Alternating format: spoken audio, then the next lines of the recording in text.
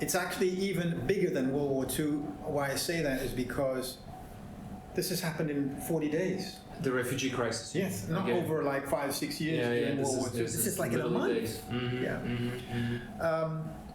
So I had two main purposes.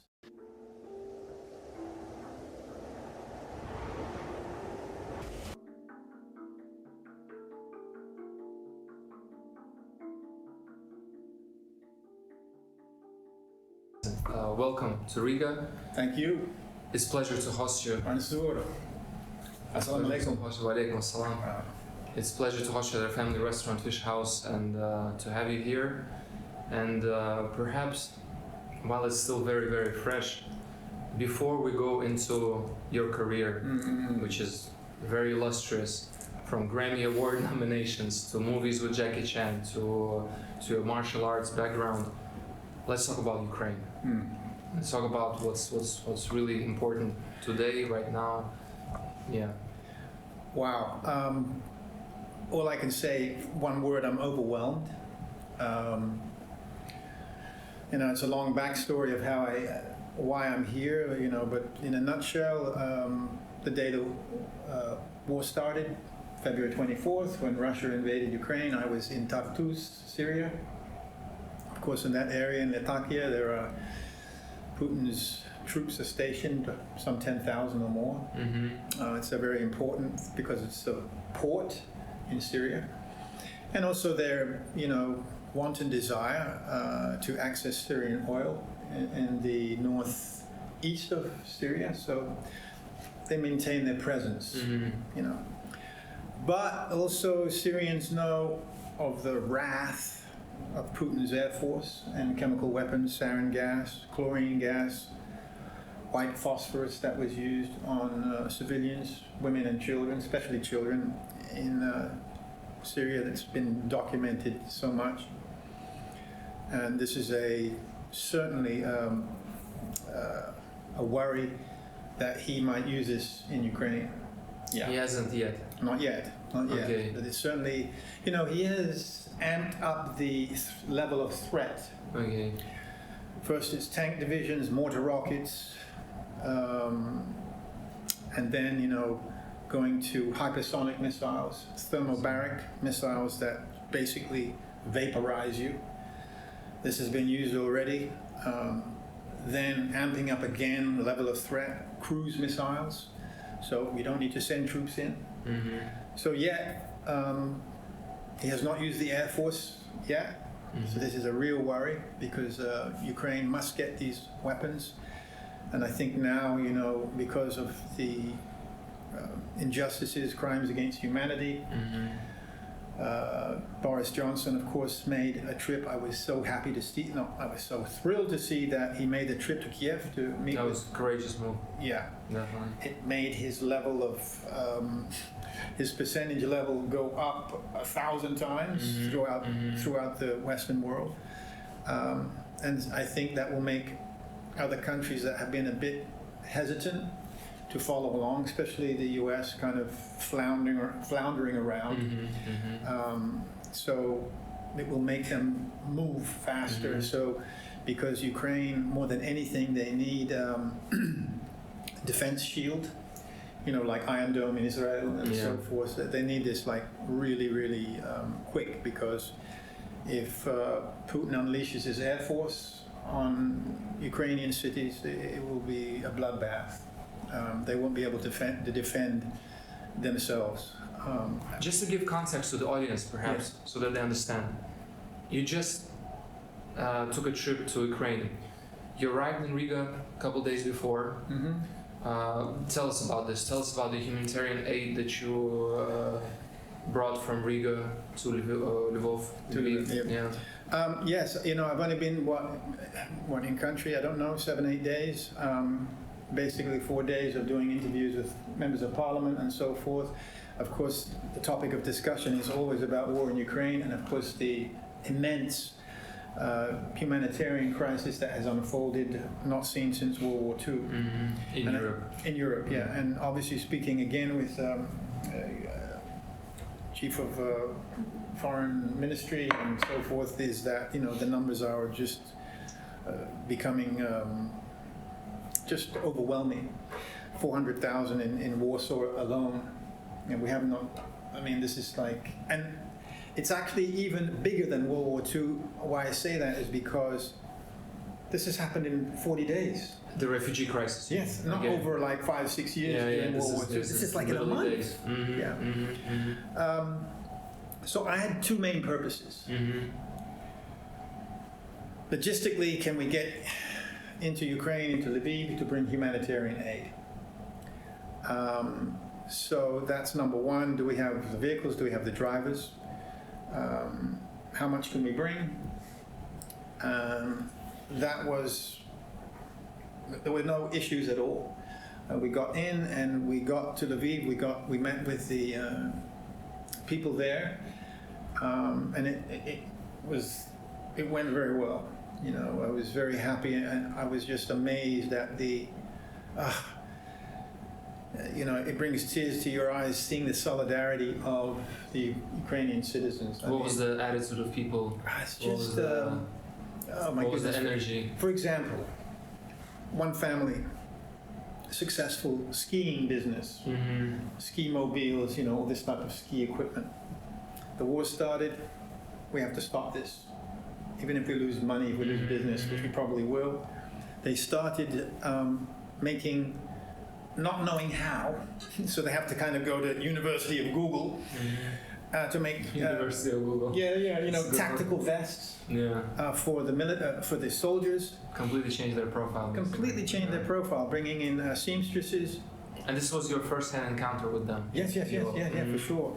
And they took me to the warehouse where they have the sewing machine set up and so forth, and they're making this this kind of very, very primitive kind of equipment, and getting the steel plates for the to stop, you know, 7.62 millimeter round from the AK, the Kalashnikov. They're getting that specific type of steel from Sweden, and they're figuring this out. And they go, basically. And he told me, you know, they're making like 100 of these vests. I think per day. I think this is what it was.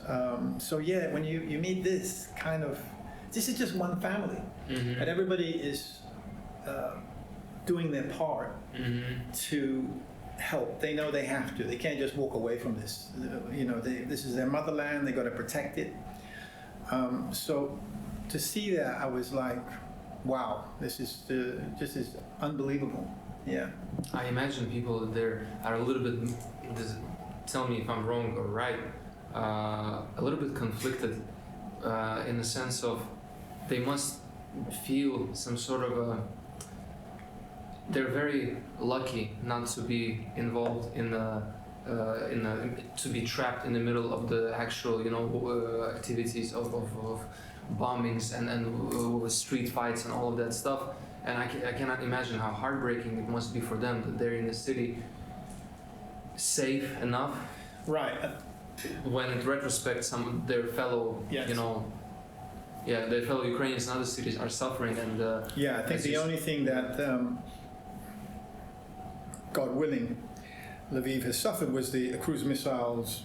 I think a couple that hit the airport and oil depots. Okay. But you know, driving around the city, and you know, colleague Yanis, having not seen this, it upset him. You know, seeing the checkpoints, seeing the sandbags, seeing these military kind of hardware at certain junctures, intersections, roads, highways, and so it's really apparent that at this point, and I think the underlying sentiment is that nowhere in Ukraine is safe. And so everyone is preparing no matter where one is. Yeah. Just to understand the level of threat that people feel, how many checkpoints did you have to go through as you entered the country? I presume you entered from Poland, right? We entered through Budomierz, which is a very, very kind of quiet border crossing. Okay. Yeah. Not the one you used on the way back. Oh my goodness, this was like, it was mind-blowing. Yeah, completely different. and both basically in the daytime, you know. So, but there are checkpoints through the city, especially on highways, you know, where they have the barriers, sand barriers. They have the steel cross cables for, you know, like for tanks and so forth, and you're having to go around, and then what we call in America the big New Jersey barriers, you know, which separates highways. You know, it's concrete laden like this, so you have to go around and you go around, you know, to stop and slow the traffic down to like, you know, less than, you know, walking power, you know. Yeah. So it's certainly apparent throughout the city. Yeah. Tell us about the people that you were fortunate enough to save. Yes, you know, in real time, and in my experience, whether it's in, my goodness, in Iraq, Syria, Palestine, Sudan, things change from moment to moment. When you think you have the plan, oh, sorry, they won't be there, we have to figure out something else. So,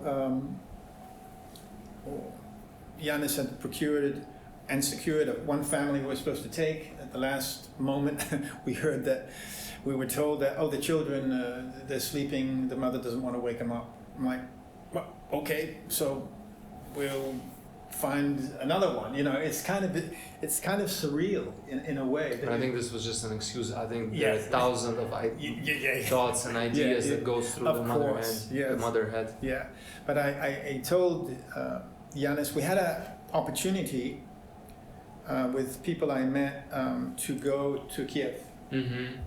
So it was, okay, we can do that. For me, I don't need to see more destruction. I've seen enough in my life. I don't need to see another and take some selfie with, you know, a blown up building. No, this is not my, I don't need to do this. We've got to get people out. And I said, look, I think, come here, we have delivered the humanitarian aid. The vehicles are empty. We've got to put as many people as we can and get. And so, yeah, I mean, long story short, one family, mother, 11-year-old son, 7-month-old baby, from Kherson. They've been traveling for 3 days.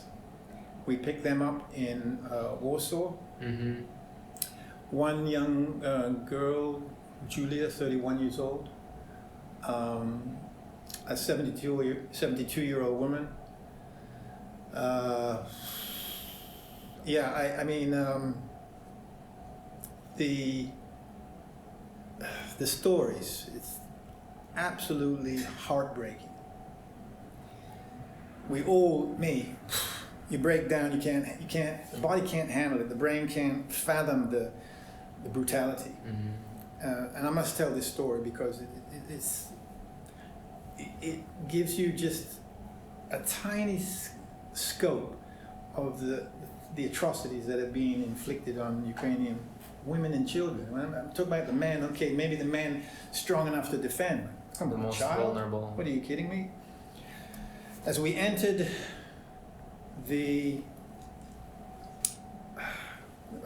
into Ukraine, very quiet. So we had time to, you know, just hang out, relax, stretch our legs. Then we started speaking with the Ukrainian soldiers, the border guards. And one very clean-cut gentleman started telling about a story that not even 30 minutes before we arrived, school bus of children, Ukrainian children, having to cross into Poland to take them to a medical facility. He said all the children had their teeth smashed out. Girls as young as 10, less, raped. Now, we're hearing this. You know, I've seen these types of things before, and I'm just, okay. We're looking at the soldier, he's telling the story. I'm sure he's told the story before us, because this is like not about 30 minutes before. And he's bewildered. because it doesn't make any sense. What? Okay, you kill everyone on the bus, fine, but you smash their teeth in? What is that? And you have, you stay, okay.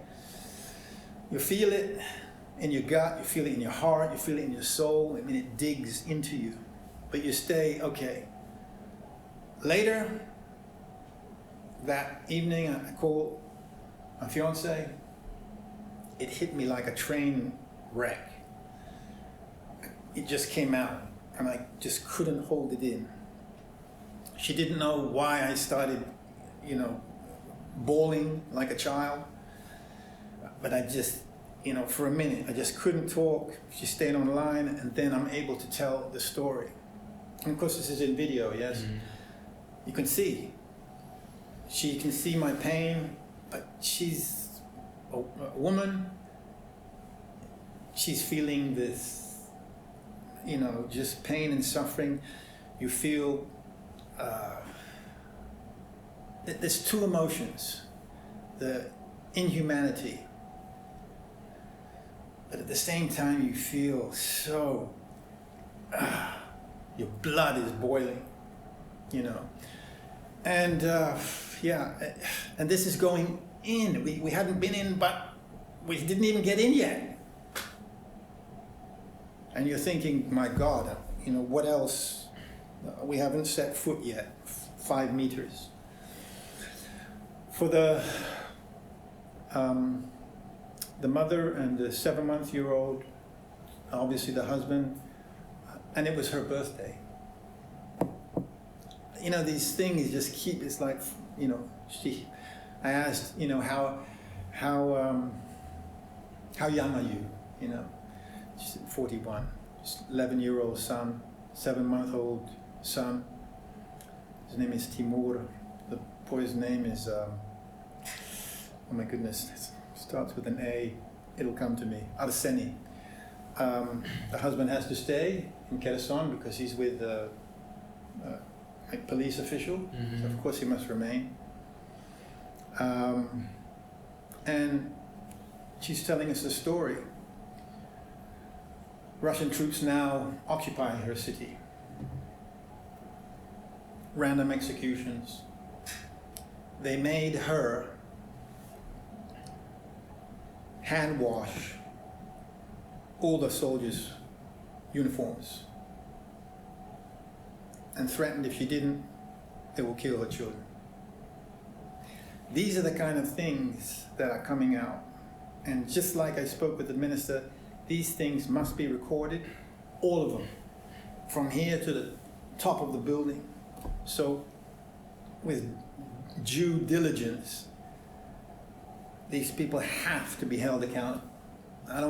He said, just like they arrested some Nazi who's 101 just the other day, if it takes 100 years, they all have to be held accountable. Mm-hmm. There's no hiding anymore. World War II was 80 years ago. It was a different time. Now it's instant information that's coming out and recorded at the same time. Video, social media. It's not easy anymore. You cannot hide this. No. Satellite. It's not relieving for the victims, but at least we have these technology things, tools to hold these people accountable. Yeah. And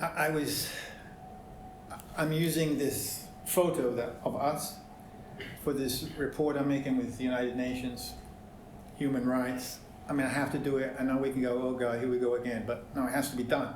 All this has to be recorded. So this photo, yes, you see the 7-month-old, you see her face, you see the pain on her face. But her son, Arseni, is lying in the back seat with his face down. Initially, I thought he was sleeping, but when I open the photo, he's not sleeping. His eyes are open, 3/4. His face says everything. 11-year-old boy, seeing and hearing the bombings and all this horrible stuff going on around him. I've seen the look before, many times. It looks like soulless. He's just looking who knows where, Into the abyss. who knows what's in his mind. This is the thing that's going to take time, weeks, months, maybe years. The psychosocial care that these children must have. Absolutely. Love, care, and bring them back to... And it's a lifelong rehabilitation process. Yeah, depending, children are resilient. They really are. They're like sponges, but they can suppress this. But they can only suppress it for so long, You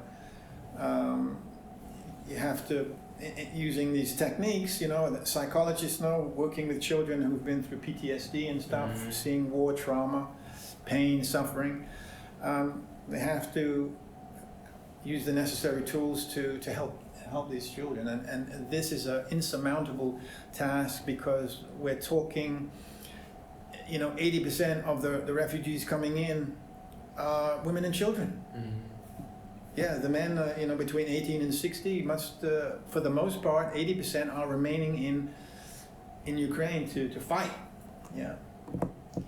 And this is just a few stories, but there's no way you cannot be affected by it. It digs in you. Yeah. Absolutely. Let me ask you, Vincent, what pushed you into this direction of humanitarian help and starting your own charity, we can say children? What was if there was like a... There is. Okay. It was the same look I saw in Ghana, West Africa, the same look I just saw in Arseni yesterday. I was there actually doing executive protection, like close protection for VIPs. This was when? This was 7 years ago. Yeah, it was January 2015.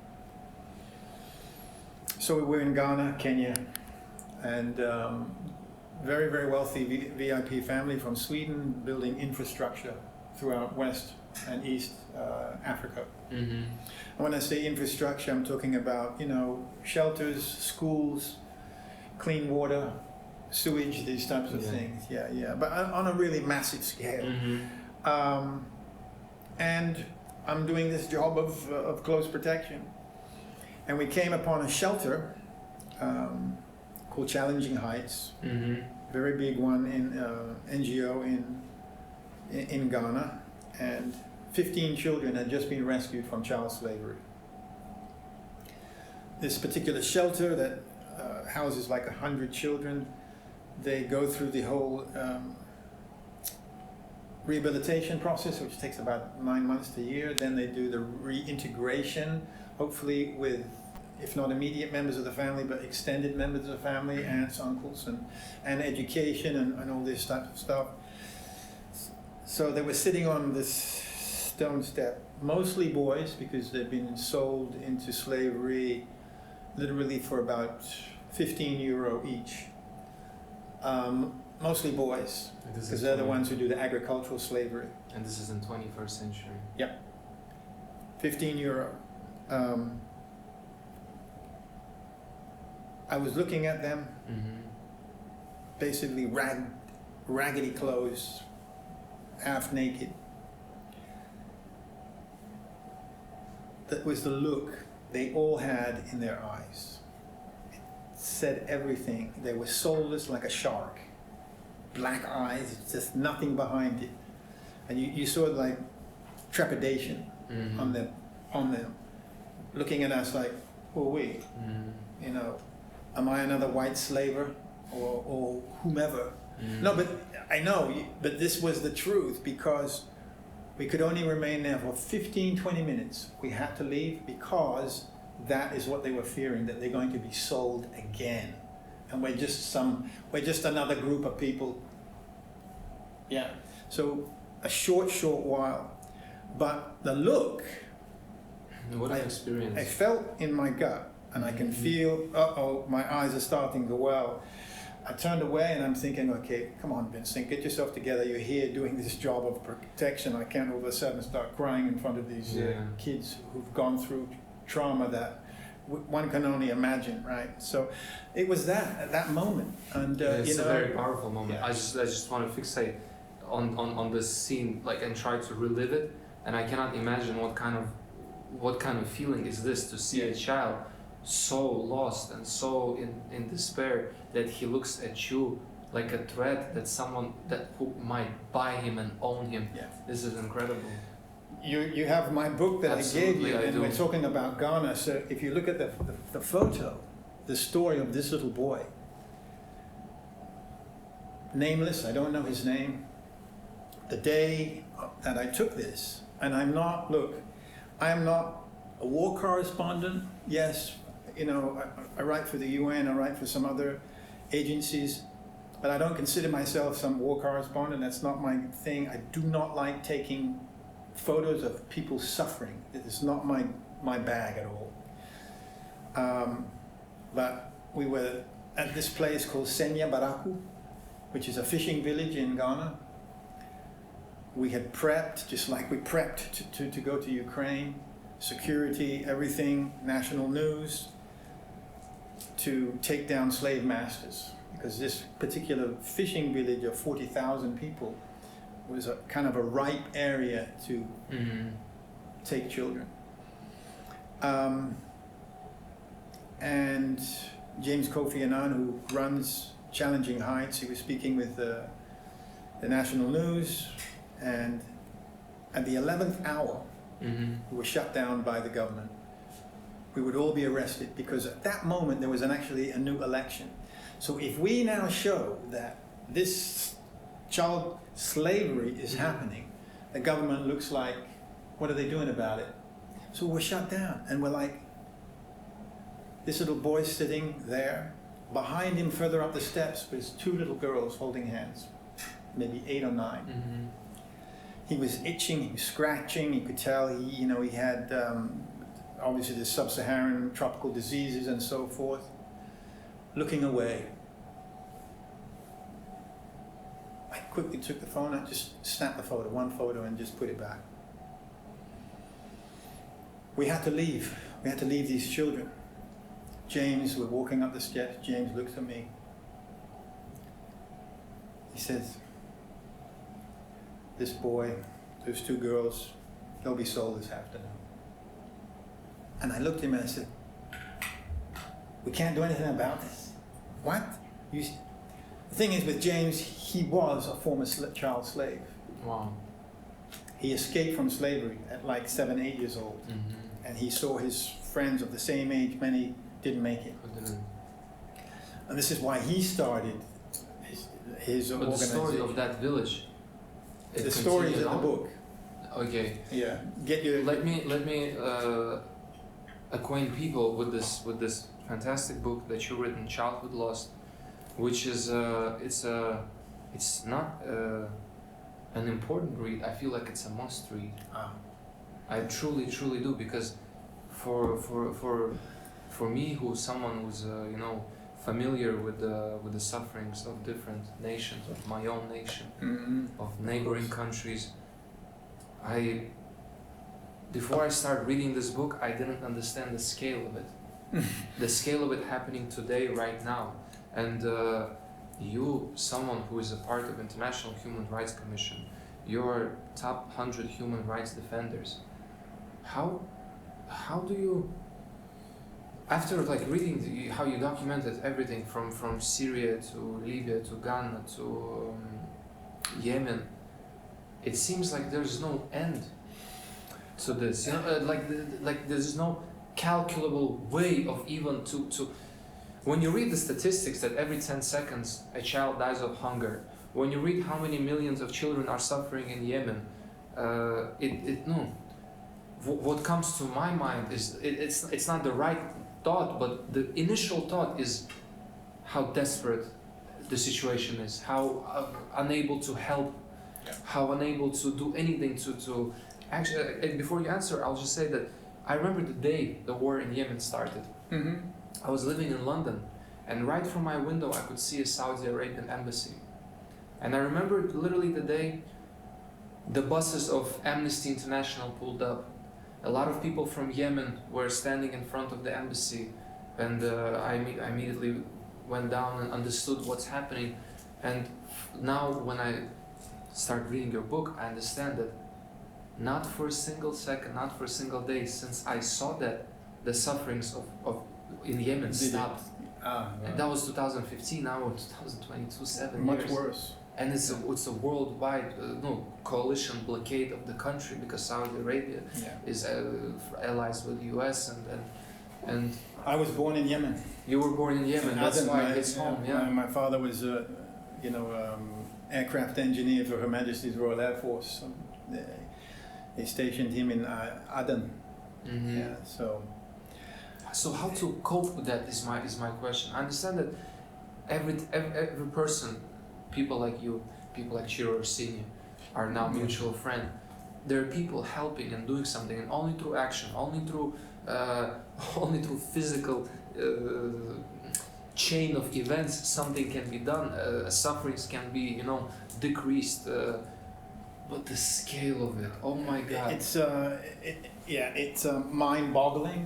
That's the word. It's too big to even, I can make an analogy because I want to bring it back to Ukraine, because this is, it's all right now. Yemen is now, Syria is still now, Myanmar is still now, right? Democratic Republic of Congo is now, but to witness and see in Europe. In modern times is like the entire, of course Europe surely, but Western world is like in shock. What? Europe? Blonde, blue-eyed? What? But leaving Ukraine, again through Poland, the main throughway, the main border control. I've seen lots of displacement of hundreds of thousands of people in Central Africa, in the Middle East, in Iraq and Syria, and Lebanon, Palestine. But the magnitude yesterday, Yanis started taking, I said, take the video right now. We started coming down the left, the trucks. He took nearly 3 minutes of video. Truck after truck after truck. It went on and on and on. Of course we posted this stuff because no one would believe it. Those were refugees. No, these were trucks for like goods. Coming in into the country. And actually going out first and then coming in. Yeah, so either they're going out empty. Okay. Yeah. Mm-hmm, mm-hmm. But it was a sea of it. Mm-hmm. And then the people trying to get out. Mm-hmm. People pushing there's a man in a wheelchair, tiny kids, little ones, 5, 6, pulling their stroller, women holding their children. It went on, you couldn't see the end of it. And we were there right close to the front, and still we were waiting, 5 hours. Mm-hmm. But I was kind of like, in awe that people were uniformly waiting their turn. It wasn't this like mad crash, got to get to the border, and everybody's fighting and, walking and stomping over each other. There's empathy. Everybody's taking their time to get respect. through and be patient. Never seen anything like it in my life. I seriously mean that. In the past 7 years of seeing this a lot, never seen anything quite like what I saw yesterday. It was just unbelievable. Yeah. Vincent, it is truly inspiring, the things that you do. I truly believe that in this world you can either heal or hurt. Yeah, but the thing is, in order to, a good friend of mine, 30-year friend, reached out to me the past couple of days. He said, make sure that you don't hold the hurt, because that will just make you angry and it will crush your soul. So, it's just like hearing the story from the soldier about the young children. That, at that moment, your blood boils. you literally want to do worse to the enemy. But you can't hold that. If you hold that kind of retribution, revenge, it will crush you. And then I'm no good to anybody. So from this, which it changes you, but not in a bad way, a negative way. It changes you to heal, to mend, to take time for your own processing this, because you have to process it. And all of us deal with it in our own different way. And if it means talking to psychologists about it, whomever, someone that will listen with open ears and be objective, not subjective, then you have to do that. I mean, I've gone through that, for sure. I spent a year speaking with, psychologists and getting this, processing the things, the PTSD one goes through. So this is really important, and you do that in order so that when one is ready, you can move forward. And as speaking with Yanis, okay, we did what we needed to do.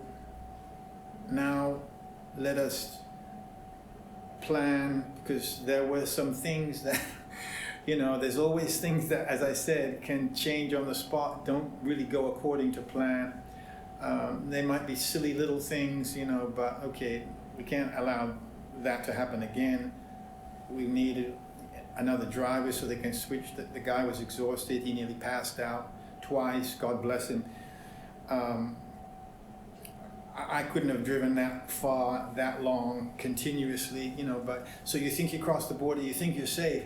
You're not safe yet. You still got to get to where you got. It's still got to get these families to the safe spot where they can take a shower, relax, be in clean white sheets, and move on. Yanis told me that the mother, Victoria, he had spoken to her. She told him the moment she got in the shower and the water hit her, it all came out. The water on her face, the tears out of her pores and everything, that's when it hit her. Yeah, so, we all process it at our own time, and it's really important to be very aware of that and not try to suppress it. It has to come out. Absolutely. Otherwise you will be a basket case. Violence begets only violence. Yeah, of course. And that cycle is only stopped through forgiveness and love. That's why Confucius said that the greatest gift a man can have is ability to forgive. Yeah. And that actually reminds me of a story that I read from Dalai Lama, that one of his teachers was captured after the Chinese entered Tibet, and spent many years incarcerated. And after years, when he got out, him and the Lama got to meet after so many years.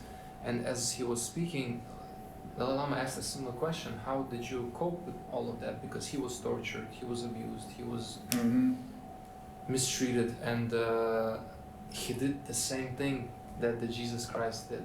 Dalai Lama's teacher, he forgave the person who was torturing him. Yeah. He forgave the person who was incarcerated, who was mistreating him, and it just goes to these messiahs, these teachers. And these it also shows you the greatness and how powerful that spirit, is to be able to forgive like that, because I mean, right now this war is in the infancy stages. I wish I didn't have to say that, but I believe it is. It's unfortunately the reality of it. Yeah, I think Putin has, he's going to bring down wrath and hell and fury in the next few days or week, I really fear for the Ukrainian people. I hope he really gets the weapons. But that they're in the middle of it on the front line. They don't have time to think about, I'm going to forgive you, because no way. No, it's in the moment. Exactly. It's in the moment. Yeah. All of this stuff is Yeah. done retrospectively. Yeah, of course. Yeah. And yeah. Would you have a message that you want to put out there to people, because you already by yourself is a true inspiration, but maybe there's something that you want to say to people? Wow. Well, if I'm, we'll speak directly to the Ukrainian people, because that is now in real time. All I can say is I'm humbled.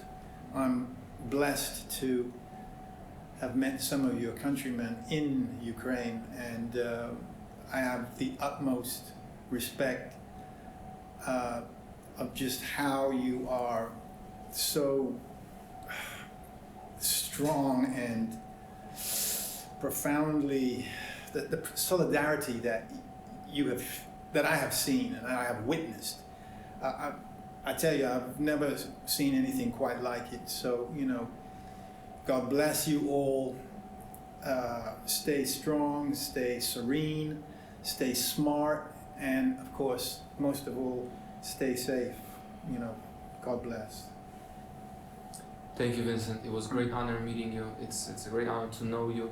And anytime there's any assistance that I can be of, please do let me know. Anytime you're welcome here in Riga, in this place. I want you to feel at home, because as I said during our first conversation, the home is the place where you love, and you're truly loved here. Oh, thank you. I have to say one thing. Absolutely. Got to do this. Breaks the ice a little, because we need to do that. This man right here, I tell you, this place it should have a Michelin star already. Come on, Latvia, get with the program here, The food in this restaurant, he didn't tell me to say this, by the way. I'm saying this because I really mean it. The food is unbelievable. I need to come back when I actually really can savor it, because I wasn't feeling well the other day. So I was very apprehensive to eat too much, and especially the dessert, that blew me away. So I need to come back and really savor the what do I want to say it? Esprit de corps, I don't know, make up something, but yeah. Thank you. Thank you so much. I would love to discuss many more things, and your actor career and your stories with Jackie Chan and your musical career. But I really and this restaurant and everything, and I hope we get another chance to do that, because I don't want to downgrade the importance of what we have discussed, and the message is much bigger than. No, it is. Look, guys, for that other stuff, and that's fine. Just go to University of Google, Vincent Lyn, and you can just read and watch those videos and crazy movies. And there's a podcast that will be out by that time. Yes. People will see Yeah. this interview. So YouTube, Google, We Can Save the Children is the charity foundation that you can also read up on, do your research, see all the good work Vincent Lyn is doing, and definitely, where can people get this? Now, there's a number of sources, but Amazon, of course, has it. Yeah. Amazon. Yeah, Barnes & Noble, but I think maybe Barnes & Noble is only US, Canada. Okay. As I said, it's a must-read. It puts things into perspective, and it reminds everyone, the reader, how blessed you are. How little you need to truly be blessed, seeing the people who are much less fortunate. Thank you so much, Vincent. Thank you.